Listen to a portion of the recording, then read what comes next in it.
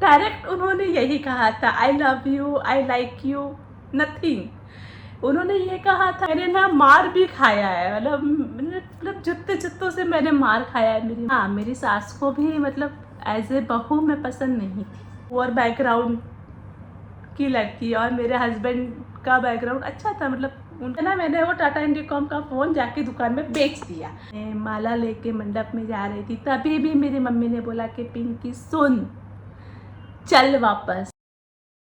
Hello everyone, कैसे हो आप सब? आप में से बहुत लोगों की रिक्वेस्ट थी कि दीदी अपनी लव स्टोरी सुनाइए। बहुत लोगों को पता है, बहुत लोगों को नहीं पता है लव स्टोरी। तो मैंने सोचा लाओ आज मैं आप लोगों के साथ अपनी प्रेम कहानी शेयर करूंगी। दिल्ली शहर की प्रेम कहानी आप लोगों के साथ आज मैं शेयर करना चाहती हूँ। लेकिन देखो, एक प्रॉब्लम है। प्रॉब्लम ये है कि मैंने जहाँ पर भी देखा है तो ज़्यादातर लव स्टोरी दो लोग हस्बैंड वाइफ मिलके शेयर करते हैं, लेकिन मेरे हस्बैंड तो ये सब में आएंगे नहीं, तो मजबूरन मुझे अकेले ही शूट करना पड़ेगा। तो मुझे पूरी उम्मीद है कि आप लोग मुझे सपोर्ट करोगे, पसंद करोगे और मेरी प्रेम कहानी को भी सराहोगे। स्टार्ट करते हैं। मैं अकेले ही पूरी कहानी सुनाऊंगी आप लोगों को, तो बस आप लोग बोर मत होना, एंड तक सुनते जाना। बाल वॉश कर लेते क्योंकि बहुत ज़्यादा तेल लगा है, पसीना हुआ है, तो अभी हेयर वॉश करके आते। बाल धो लिए और फ्रेश हो ली मैं। अब ज़्यादा समय वेस्ट ना करते हुए ब्लॉग को आगे बढ़ाते हैं और स्टार्ट करते हैं। अब मैं सेट हो चुकी हूँ और आप अपना स्टोरी को आगे बढ़ाते हैं। और मैं आज आपको सुनाने वाली हूँ मेरी प्रेम कहानी, मेरी और मेरे हस्बैंड की प्रेम कहानी। प्रेम कहानी ज़्यादातर लोग जोड़े में सुनाते हैं। मुझे लगता है मैं एक पहली ही ऐसी इंसान हूँ जो अकेले अपनी प्रेम कहानी सुना रही हूँ। पर ठीक है, आप लोग तो मेरे परिवार के समान हो, आप लोग समझ सकते हो कि आपके जीजू कंफर्टेबल नहीं होते वीडियोस में आने के लिए। थोड़ा बहुत मेरे लिए कर लेते हैं, बट उससे ज़्यादा वो नहीं कर सकते। तो स्टार्ट करते हैं। ये कहानी शुरू होती है 2005 से। जी हाँ, 2005 में। उस समय में पढ़ती थी होम साइंस। हमारे यहाँ पर एक कोर्स होता था जो कि ब्यूटी पार्लर के रिलेटेड, टेलरिंग के रिलेटेड, घर की जो अदर एक्टिविटीज़ होती है उसके रिलेटेड होता था। तो ये कोर्स करने के लिए मैं जाती थी घाटकोपर के एसएनडीटी कॉलेज में जाती थी, जो कि गर्ल्स हॉस्टल था। वहाँ पे मैं जाती थी और कोर्स करती थी। तो हुआ ऐसा कि जो आपके जीजू है वो है तो वैसे बिहार के, प्रॉपर बिहार उनका घर है, बट वो रहते थे उस समय दिल्ली में। कॉलेज उनका दिल्ली में था और मैं रहती थी मुंबई में। तो ये कहानी है दिल्ली और मुंबई की। तो 2005 के अगस्त या सितंबर के दरमियान ना एक कैंप लगा हुआ था जहाँ पे सोशल एक्टिविटीज़ होती थी। जैसे मैं भी अदर एक्टिविटीज़ में बहुत ज़्यादा एक्टिव थी और मेरे जो हस्बैंड है वो भी सोशल एक्टिविटीज़ में बहुत ज़्यादा एक्टिव रहते थे। तो एक कैंप के दौरान ना हमारी मुलाकात हुई। जैसे कि मैं तो लड़की हूँ, मुझे तो अलाउड नहीं था कि मैं अपना शहर छोड़ के कहीं पर भी जा सकूँ, लेकिन आपके जो जीजू है ना वो शुरू से मतलब जगह जगह घूमने वालों में से थे। तो वो आए हुए थे मुंबई में, और इत्तेफाक से मेरा भी वहीं पर जाना हुआ। हमारा कैंप एक ही जगह पे था, तो वहीं पे हमारी मुलाकात हो गई। फर्स्ट टाइम मुलाकात हुई, हम लोगों ने साथ में कैंपिंग करी, बट ऐसा कुछ भी अट्रैक्शन वगैरह नहीं था। ऐसा कुछ नहीं था कि हमारा ऐसा होगा। बट हाँ, उस ज़माने में व्हाट्सअप नहीं था, फेसबुक भी नहीं था, और कुछ शायद था उस ज़माने में। मुझे उतना याद नहीं क्योंकि मैं उतना ज़्यादा नहीं चलाती थी इंटरनेट वगैरह। तो मोबाइल फ़ोन था मेरे पास, वो नोकिया का मोटा सा फ़ोन आता था बटन वाला, वो मेरे पास मोबाइल फ़ोन था। और आपके जीजू के पास भी वो रिलायंस वाला फ़ोन था जो एंटीना वाला ऐसे भी खुलता था पहले, वो वाला फ़ोन आपके जीजू के पास था। तो हम लोगों ने टेलीफोन नंबर एक्सचेंज कर लिए उस ज़माने में तभी। अभी मेरे पापा तो हैंडीकैप थे, आपको पता है, उस तभी मेरे पापा थे, जिंदा थे। मेरे पापा हैंडीकैप थे। और आपके जो जीजू है वो मतलब उनके जो फादर है उनका बिजनेस है कलकत्ता में, अभी भी है, अभी भी पापा काम करते हैं, आते हैं जाते हैं। तो चले गए, ये दिल्ली चले गए। मैं तो वहीं रहती हूँ, डोंबिवली में मेरा घर है मेरी मम्मी का, तो मैं वहीं पे थी और ये चले गए अपना। फिर हमारा ना उस ज़माने में व्हाट्सअप नहीं होता था, तो कभी कभी ना वो मैसेज में बात होती थी, हाय कैसे हो, हेलो कैसे हो। तो हाय हेलो करते करते ना बातें आगे बढ़ने लगी, बातें होने लगी। ज़्यादा ही बातें होने लगी या फिर मैसेजेस ना ज़्यादा होने लगी। तो तब एक मैसेज का ना 1 रुपया लगता था, तभी 99 पैसा 1 रुपये 10 पैसे कुछ लगते थे एक मैसेज के। तो अगर मैं दिन भर के 100 मैसेज कर रही हूँ तो मेरे 100 रुपये कट जाते थे। अब मैं करती थी ब्यूटी पार्लर का काम, मेरा घर मुझे चलाना था, मेरे पापा हैंडीकैप थे, तो सारे जिम्मेदारियाँ मेरे ऊपर थी। मेरी बहन की शादी हो गई थी, भाई छोटा था, मुझे उसकी पढ़ाई लिखाई भी देखनी थी। तो एक दिन तो मैंने किया कि एक दिन का 100 रुपये खर्च किया, अगले दिन भी 100 रुपये खर्च किया। अब मैं सोची यार रोज रोज मैं 100 रुपये कहाँ से लाऊं। तो फिर मैंने इनको बोला कि देखिए मैं इतने पैसे खर्च नहीं कर सकती हूँ, मेरे पास इतने सारे पैसे नहीं है, तो अब से मैं आपको मैसेज नहीं करूँगी बोल के। मेरे पास उस समय तो कुछ फीलिंग्स थी नहीं, तो फिर बोला कि ठीक है चलो कोई बात नहीं। फिर इनका ना शाम को मैसेज आया कि सुनो, नहीं सुनिए, तब मुझे सुनिए बोलते थे, सुनिए एक ना रिलायंस का स्कीम है, तो आप 55 रुपये का कार्ड लोगे ना तो आपको ऑल ओवर इंडिया में अनलिमिटेड एसएमएस मिलेंगे, आप कितना भी एसएमएस करो पैसा नहीं लगेगा। तो मैं सोची यार अब रिलायंस का फ़ोन कहाँ से लाऊं, मेरे पास तो नोकिया का था, टाटा इंडिकॉम का फ़ोन था। तो फिर मैंने क्या किया ना, मैंने वो टाटा इंडिकॉम का फ़ोन जाके दुकान में बेच दिया और मुझे कुछ 2,500 रुपये कुछ मिले। तो मैंने सेकंड हैंड रिलायंस का फ़ोन ख़रीदा। तो फिर मैंने ना 55 रुपये का उसमें वो रिचार्ज करवाया। ऐसे ऐसे 1 रुपये का कॉइन आता था, ऐसे ऐसे करो ना तो उसमें नंबर आते थे, वो नंबर डालो और रिचार्ज हो जाता था। तो उससे मैंने ना रिचार्ज किया और 55 रुपये ना फिर मतलब आप दिन भर बात करो, रात भर बात करो, कितनी ही बातें करो, आपको पैसे नहीं लगेंगे। तो फिर हमारे तो बल्ले बल्ले हो गई दोनों की, हम तो दिन रात बातें करने लगे। मेरी मम्मी बोलती अरे पिंकी तू ये मोबाइल में क्या कर रही है। मैं बोले कुछ नहीं मम्मी, मैं गेम खेल रही हूँ। मम्मी को उतना समझ नहीं आता था, भाई मेरा छोटा था। तो इस तरह से हमारा रिलेशन जो था वो ज़्यादा क्लोज हो गया, जस्ट बिकॉज ऑफ मेहरबानी रिलायंस अंबानी भाई साहब की मेहरबानी से हमारा लव स्टोरी को ज़्यादा ही स्कोप मिल गया और आगे बढ़ गया। तो ये तो हो गई कि बातें चलने लगी, बातें होने लगी। तो एक दिन ऐसा आया ना कि दिवाली के पहले की बात है, तो हम लोग बातें करते करते करते ना 3-4 बज गए रात के। तो फिर अचानक बोले ना कि पूनम, दिवाली के पहले या बाद में मुझे एग्जैक्ट याद नहीं है रे, लेकिन उस समय ना पूनम था, मतलब पूर्णिमा थी, तो चांद एकदम गोल था। तो बोले तुमने चांद देखा है। मैं बोली हाँ। बोले देखो उसमें दुल्हन दिख रही है। बोले अच्छा। तो बोले कि हाँ मुझे ना तुम दिख रही हो उससे, मुझे तुम्हारे रूप में वहाँ पे दुल्हन दिख रही है।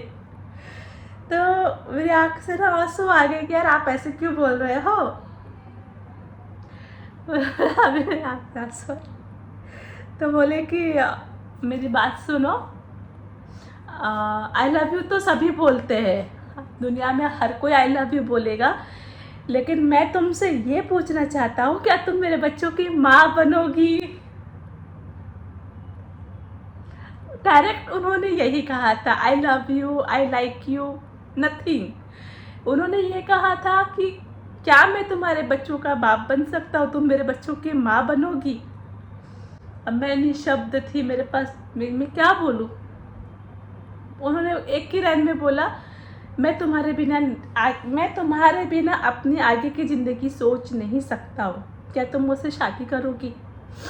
अब मैं थी बहुत ही पुअर बैकग्राउंड की लड़की और मेरे हस्बैंड का बैकग्राउंड अच्छा था, मतलब उनका फादर वगैरह का बिजनेस था, उनका अपने घर थे, सब कुछ था।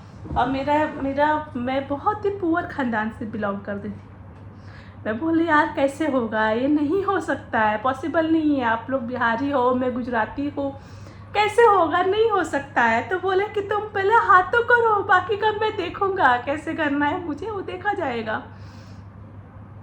फिर मैंने ना पूरे 10 घंटे तक मैं गायब रही, मैंने कोई मैसेज नहीं किया 10 घंटे तक। उन्होंने भी मुझे फोर्स नहीं किया और मेरे अंदर भी था कि मैं नहीं रह सकती हूँ, मेरे अंदर भी फीलिंग्स थी कि तब तक मतलब फीलिंग्स आ गई थी कि नहीं मैं इस बंदे के बिना मैं नहीं जी पाऊँगी। तो फिर मैंने मैसेज किया हाय कैसे हो, तो बोले तुमने जवाब नहीं दिया। तो फिर मैंने कहा कि हाँ मैं भी आपको पसंद करती हूँ करके। तो इस तरह से हमारा प्रपोज हुआ था, मतलब आधी रात के 4 बजे। ये तो हो गया। तो फिर ये ना फिर मेरे घर आए एक रेड कलर का, तभी कितना इनका एज था, मात्र 23 साल के थे, 23 ईयर्स के थे। ये मेरे घर आए लाल कलर का सलवार सूट लेकर, चूड़ी और सब जितना भी मिठाई वगैरह लेकर पॉलीथीन में मेरे घर आए। मैंने मेरी मम्मी को बोले कि मम्मी देखो वो आए हैं मिलना चाहते हैं। तो मेरी मम्मी बोले ठीक है आने दो, क्योंकि मेरे पापा का सपोर्ट था मेरे पास। पापा ने कहा था कि हाँ मतलब ठीक है हम सपोर्ट करेंगे करके। तो ये आए तो मेरी मम्मी ने ना मतलब ऐसे ये ऐसे सब जो ये पॉलीथीन है ना, तो इन्होंने ऐसे पॉलीथीन दिया और मेरी माँ ने ऐसे फेंक दिया, ऐसे उठा के ऐसे फेंका मेरी माँ ने। मेरी मम्मी बोली, कुछ नहीं बोली मेरी मम्मी, फेंक दिया। वो आए चुपचाप बैठे कुर्सी पे, उनको पानी दिया कोई लाके, और कोई खाना वाना तो मैंने ही बनाया था। उन्होंने बात किया, मेरी माँ बोले ठीक है देखेंगे करके, और वो चले गए। लेकिन मेरी मम्मी का स्ट्रिक्टली था कि नहीं हम नहीं करेंगे। हाँ मेरी मम्मी के यहाँ पे मैं गुजराती ब्राह्मण कास्ट से बिलोंग करती हूँ। मेरे हस्बैंड बिहारी बनिया है। काफ़ी सारे प्रॉब्लम्स थे। मेरी माँ को था कि रहन सहन का इशू होता है, फिर बिहार में दहेज बहुत लिया जाता है। तो मेरी माँ को था कि देखो हम लोग तो पुअर थे, हम लोग कहाँ से दहेज देंगे, तो अगर तुमको दहेज नहीं दिया तुमको जला देंगे, मार देंगे, आग लगा, ऐसा सब बहुत जगह पे होता है। तो मेरी माँ को डर था अंदर से, ऐसा सब जगह पे सुना हुआ था मेरी मम्मी ने। मेरी मम्मी को सिर्फ और सिर्फ डर था। याद आ रही ना बातें, मतलब मेरी माँ को समझाना ना सबसे ज़्यादा मुश्किल काम था, मेरी मम्मी को समझाना। मतलब मैंने ना मार भी खाया है, मतलब जुत्ते जुत्तों से मैंने मार खाया है मेरी माँ से। मेरा भाई भी मुझे सुनाता था, हाँ मुझे सब पता है तू बाहर क्या करती है। लेकिन मैं ज़िद पे थी कि मैं शादी करूँगी तो इसी बंदे के साथ करूँगी, वरना मैं शादी नहीं करूँगी, मुझे शादी नहीं करनी। तो फिर तभी मेरे पापा ने कहा कि चलो तुम कर लो, बच्चों को पसंद है, उसको उसकी ज़िंदगी है, उसको रहना है तो कोई बात नहीं करो करके। और उसी दौरान मेरे पापा का देहांत हो गया, मेरे पापा की डेथ हो गई। मेरे जब पापा की डेथ हुई तो ये आए थे साथ में, मतलब उन्होंने आए थे वहाँ पर। पूरा जो मेरे पापा का अंतिम संस्कार होता है सब कुछ में शामिल हुए थे, और सारे क्रियाक्रम में इन्होंने एक दामाद जैसा फ़र्ज़ निभाया, अपना सब कुछ किया। मेरी माँ ने देखा, मेरी माँ को बहुत अच्छा लगा। तो फिर उसके बाद ना मेरे पापा के जाने के बाद 2 साल के बाद हमारी शादी फिक्स हुई, क्योंकि इनका पढ़ाई चल रहा था। तो जब तक मेरी सास तो कह रहा था कि पढ़ाई ख़त्म हो जाए उसके बाद ही करेंगे। और जब मेरी शादी हुई तो मेरी सास को, मेरे ससुर को मैं उतनी ज़्यादा पसंद नहीं थी, क्योंकि मैं उनकी पसंद की बहू नहीं थी। ये सच बात है, भले कड़वी लगे लेकिन सच है। उनको था कि गांव की लड़की आए, बिहार की लड़की आए, मतलब बिहार के कल्चर को अडॉप्ट करे, जो उसको सब कुछ पता हो, और उसमें कुछ गलत भी नहीं। देखो सारे माँ बाप का यही सोच रहता है, यही सोचते हैं। लेकिन मेरे हस्बैंड भी अड़े हुए थे कि शादी करूँगा तो इसी से करूँगा, वरना नहीं करूँगा। तो हम दोनों के दोनों अपनी ज़िद पे अड़े हुए थे। तो बस फिर घर वालों को क्या मानना ही था। अब मेरी सास ने कह दिया था कि देखो पैसे वैसे की उम्मीद हमसे मत करना। अब वहाँ पे मेरे फादर नहीं थे, मतलब हमारी फाइनेंशियल कंडीशन इतनी ज़्यादा ख़राब थी जब मेरी शादी हुई, इतनी ज़्यादा ख़राब थी मेरी फाइनेंशियल कंडीशन। मेरे शादी का लहंगा मैंने कैसे ख़रीदा है ना वो मैं जानती हूँ, और साथ में मेरे हस्बैंड का शेरवानी। हम दोनों, मैं और मेरे हस्बैंड, मुंबई की गलियों में घूम रहे थे। शादी की शॉपिंग हमने खुद ने करी, हमारे साथ कोई नहीं आया, कोई भी नहीं था हमारे साथ। हम खुद एक दूसरे के कपड़े पसंद करके ख़रीदे, क्योंकि हमको बजट में कपड़े लेने, हमारे पास ज़्यादा पैसे नहीं थे, बहुत कम पैसे थे मेरे। तो बताया आपने मेरे मम्मी पापा का क्या हाल था। पापा तो मेरे तब तक चले गए थे, 2008 में मेरी शादी हुई। सास ससुर को शादी के भी खर्चे करने थे। उनका था कि वो शादी बिहार से ही करेंगे, यहाँ से नहीं करेंगे, पूरे रीति रिवाज से समाज के लोगों को बुलाकर ही शादी करेंगे। मेरे ससुराल का जो ख़ानदान है वो बहुत ज़्यादा बड़ा है। मेरे ससुर के 13 भाई है, मेरे खुद के 39 देवर है, कज़न देवर वगैरह मिला के, तो बहुत बड़ा ख़ानदान है। तो इस तरह से उनको शादी नहीं करनी थी कि कोर्ट में जाके कर लो, चाहे मंदिर में जाके कर लो। उनका था कि चलो लड़की तुम्हारी पसंद की है तो कोई बात नहीं, कम से कम शादी हमारी पसंद की होनी चाहिए। तो लड़की वालों की तरफ से यहाँ पे पूरे मतलब खर्चे में नील था कि समझ सकते हो आप मैं क्या कह रही हूँ, एक ही तरफ से पूरा खर्चा होना था। जब मैं तैयार हुई, मतलब मैं मेहंदी वगैरह लगा के, मैंने मेहंदी मुंबई में ही लगवाई और मुंबई से मेहंदी लगवा कर मैं बिहार गई। मेरे साथ 10 लोग गए, मेरे दीदी वगैरह सब मिला के 10 लोग हम लोग गए बिहार शादी के लिए। और वहाँ पर हमने एक होटल बुक किया था जहाँ पे मेरी शादी हुई, उसी होटल में। तो वहाँ पे बुक किया हुआ था, वहीं पे मेरा हल्दी वगैरह भी हुई, 2-4 लोगों ने हल्दी लगाई मेरी। इनके घर पे बहुत ही सब कुछ कल्चर के साथ हुआ, सारे रीति रिवाज के साथ हुआ, बहुत सारे लोग आए थे। बट मेरी तरफ से ज़्यादा लोग नहीं थे, शादी में 10 लोग ही थे, क्योंकि इतने लोगों को बिहार लेके जाना भी पॉसिबल नहीं था, हमारे जैसे लोगों के लिए पॉसिबल नहीं था। तो फिर किया किसी तरह से। जब मैं माला लेके जा रही थी, दुल्हन के कपड़े पहने माला लेके मंडप में जा रही थी, तभी भी मेरी मम्मी ने बोला कि पिंकी सुन, चल वापस, मत कर शादी, मैं तेरे साथ हूँ, हम लोग चलते वापस घर, शादी मत कर। मैंने कहा नहीं मम्मी, अब तो मेरी लाश ही यहाँ से जाएगी, अब मैं नहीं जाने वाली हूँ, अब इस घर से जाएगी तो मेरी लाश जाएगी।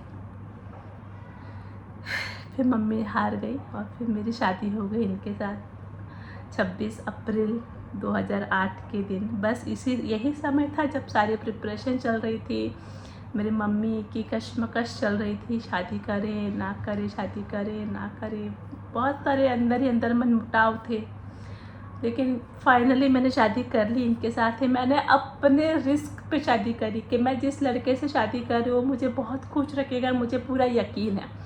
मेरे घर वालों की बिल्कुल भी मंजूरी नहीं थी और मेरे हस्बैंड ने अपने रिस्क पे शादी करी कि मैं जिस लड़की से शादी कर रहा हूँ वो मेरे घर परिवार को संभाल के रखेगी, क्योंकि उनके भी माँ बाप की मर्ज़ी नहीं थी इसमें। लेकिन हम दोनों ने अपने अपने ज़िद पे शादी करी। जब शादी करी तो मात्र 5 दिन में बिहार रही, उसके बाद हम पुणे आ गए। जब पुणे आए ना, मतलब हमारा ऐसा था ना कि पुणे में हमारे पास एक कटोरी, एक चम्मच तक नहीं था। पूरा सामान हमने बसाया, एक एक चीज़, हमको किसी ने कुछ भी नहीं दिया है, किसी ने एक चम्मच तक हमको नहीं दिया है। हमने जो भी बसाया हम मियाँ बीबी ने साथ में मिलके किया। वो आए, शादी कर आए, मेरी ननद थी मेरे साथ, मेरा देवर था, देवर को MBBS में एडमिशन दिलवाना था, ननद को इंजीनियरिंग में एडमिशन दिलाना था, बहुत सारी जिम्मेदारियां थी। उससे भी मेरी प्रेगनेंसी भी आ गई, मैं प्रेग्नेंट हो गई थी। लेकिन मेरे हस्बैंड ने सब कुछ किया, सब कुछ निभाया। यही मेरी कहानी है। और छोटी छोटी बहुत सारी बातें हैं, हंसी मजाक की बातें। हम लोग ने मतलब साथ में मुंबई और पुणे बहुत घूमा है शादी से पहले। बाइक से हम लोग मुंबई पुणे करते रहते थे, बहुत घूमे हमने। महाराष्ट्र का हर एक कोना हमने साथ में घूमा हुआ है, सब कुछ। हाँ, मेरी सास को भी मतलब एज ए बहू में पसंद नहीं थी, जैसे उन्होंने जैसे सोचा था उस टाइप की बहू मैं उनको नहीं मिली। लेकिन हाँ, अब ऐसा नहीं है, अब उन्होंने मुझे अपना लिया है और मैंने अपने सारे फ़र्ज़ निभाए, मैंने सब कुछ किया। एक बहू का, एक पत्नी का, एक माँ का, एक भाभी का भी सारे फ़र्ज़ मैंने निभाए। मैंने कभी किसी चीज़ में कम नहीं आने दिया। जहाँ पर भी ऊंच नीच हुई मेरी सास ने एडजस्ट कर लिया और उन्होंने मुझे समझा, क्योंकि रिश्ते तो ऐसे ही चलते हैं। तो आज हम यहाँ पर है कि आज मेरे 3 बच्चे हैं और मैं मतलब सब कुछ ठीक है, सब कुछ अच्छा चल रहा है। तो ये मेरी लव स्टोरी है। पता नहीं कैसे शुरू हुई, प्यार कैसे हुआ, मुझे तो अभी भी समझ में नहीं आता कि प्यार हुआ कैसे। ये मतलब जब इतने बच्चे थे यार, एकदम बच्चे जैसे थे हम लोग, छोटे छोटे बच्चे जैसे, और प्यार कर लिया। अब मेरे हस्बैंड ने डायरेक्ट बोला था कि मैं शादी करूँगा तो तुझसे ही करूँगा, अगर मेरे बच्चों की कोई माँ बनेगी तो तू ही बनेगी। ये लाइन थी प्रपोज करने की। तो अगर आप लोगों को मेरी प्रेम कहानी अच्छी लगी हो तो लाइक कमेंट ज़रूर करना। और हाँ, मैं आपको ये भी बता दूँ कि हम लोग ना रात भर चैटिंग करते थे। मेरे हस्बैंड यहीं पे ना दिल्ली में पीढ़ा गड्डी करके एक कोई जगह है, वहाँ पे रहते थे। कभी अगर वो आएंगे ना दिल्ली, कल परसों शायद आएंगे, तो हम लोग पूरा घूमने वाले हैं। मैंने उनको कहा है कि आप मेरे साथ जो चैटिंग करते थे और चैटिंग में आप मुझे बताते थे ना कि मैं यहाँ आया हूँ, मैं वहाँ आया हूँ, सॉरी, अभी मैं पीरागड्डी में हूँ, अभी मैं कॉलेज में हूँ, अभी मैं क्लास में हूँ, तो सारी जगह ना आपने मुझे घुमानी है। तो हम लोग अब सारा दिल्ली एक करने वाले हैं, पूरा घूमने वाले हैं। और प्रॉपर दिल्ली में ही रहते थे। पीरागड्डी जो यहाँ का होगा उसको पता होगा कि पीरागड्डी कहाँ पर है। और उनका जो पढ़ाई है वो शिवाजी कॉलेज से हुआ है, शिवाजी कॉलेज या शिवाजी यूनिवर्सिटी शायद है, पता नहीं, वहाँ पे उनकी पढ़ाई हुई है। तो मुझे अपना कॉलेज भी दिखाएंगे, यूनिवर्सिटी भी दिखाएंगे, और पूरा दिल्ली घुमाने वाले हैं। हमारा प्लान है ऐसा, बस वो एक बार आ जाए जल्द से जल्द। उसके बाद हमारा मतलब जो हमने जो प्यार किया था 15 साल पहले, 15 साल नहीं, 15 साल तो शादी को हुआ, उसके 4 साल पहले, मतलब 19 साल पहले जो हमने प्यार किया था, जो लम्हे हमने जिए थे, वो सारे लम्हे ना हम लोग रिपीट करने वाले हैं और हम लोग फिर से जीने वाले हैं। तो सारी अपडेट आपको मेरे चैनल पे मिलेगी, आप लोग भी इंजॉय करिएगा, हम तो करेंगे ही। मैं आपके साथ हर एक छोटे से छोटी चीज़ भी शेयर करूँगी। और आज का ब्लॉग पसंद आया हो तो प्लीज़ लाइक कमेंट ज़रूर करना। Bye bye.